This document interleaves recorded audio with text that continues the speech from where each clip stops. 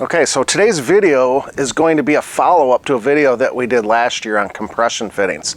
I showed you in another video on how to install a compression fitting the correct way. Well, I've had a lot of people comment, how do you remove one? I mean, there's several different methods to that.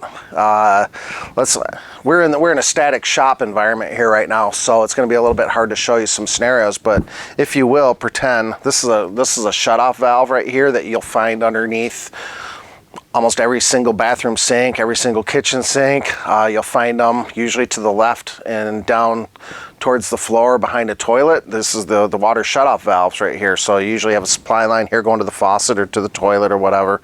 But back here is a compression fitting. Right here is a compression fitting. Generally, this one's not too concerned with having to remove it. This one sometimes you'll find the need to remove. And that can be tricky because there are two pieces to it. Actually, three pieces. There's the valve itself, there's the compression nut, and then there's what we call the compression ring. Some folks call it an olive. So what we're going to do is we're going to just take this apart real quick.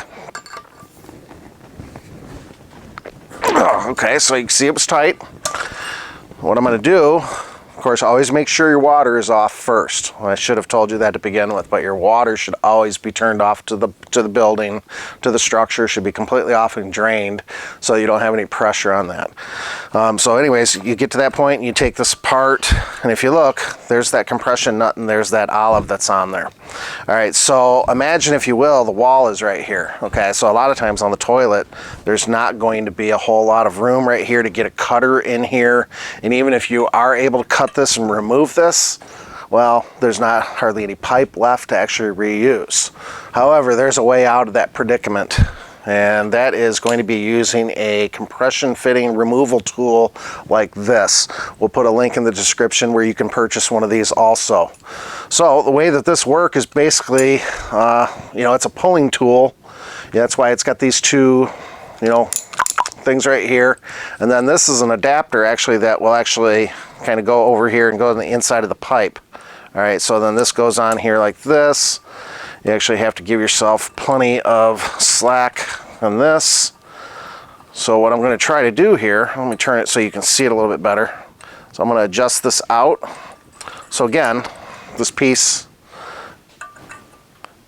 particular one is for 5/8 compression fitting. So 5/8 is the outside diameter of copper pipe. Inside diameter is 1/2 inch. So this is what you're going to find 99.9% of the time with one of these valves on there. So this is the tool that you'd want to use for this.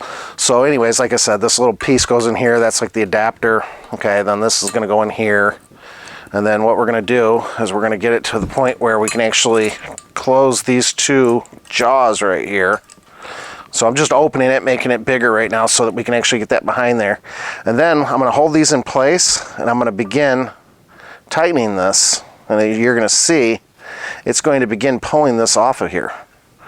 So it actually does it quite slick. It doesn't really damage the pipe. If you find the pipe damaged after you pull this off of here, it was likely it's because the compression fitting was over tightened.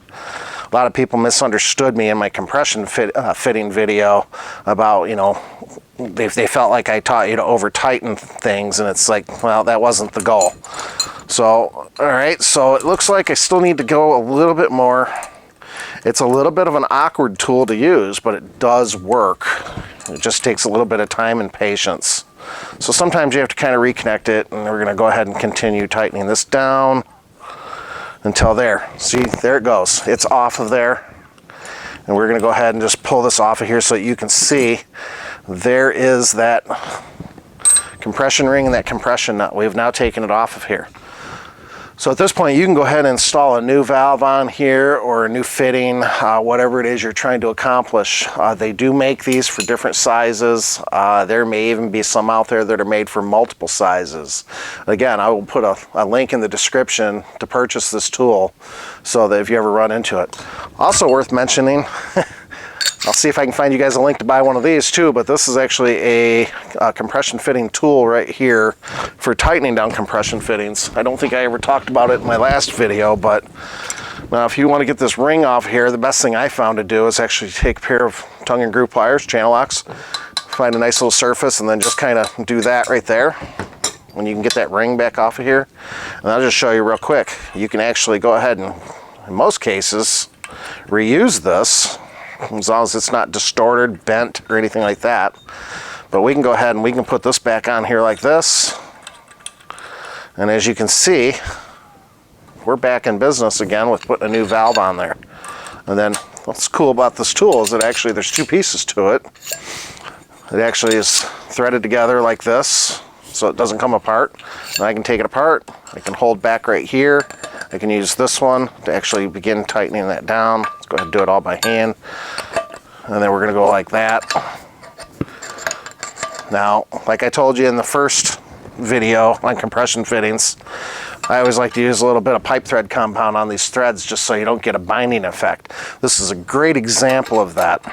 Because right now, I've got that snugged up, and then I was able to maybe make a half a turn on there, but that's about it. You know, beyond that, it's starting to get really hard to turn. Well, I've still got a lot of thread throwing on there, showing on there, and I can still move that a little bit. So if I had some pipe thread compound on those threads, it would lubricate those threads and stop that binding, and I'd be able to tighten this down a little bit better. That's going to conclude today's video on how to remove a compression fitting. I hope it helped, and thank you guys for watching. Click subscribe, and we'll see you next time.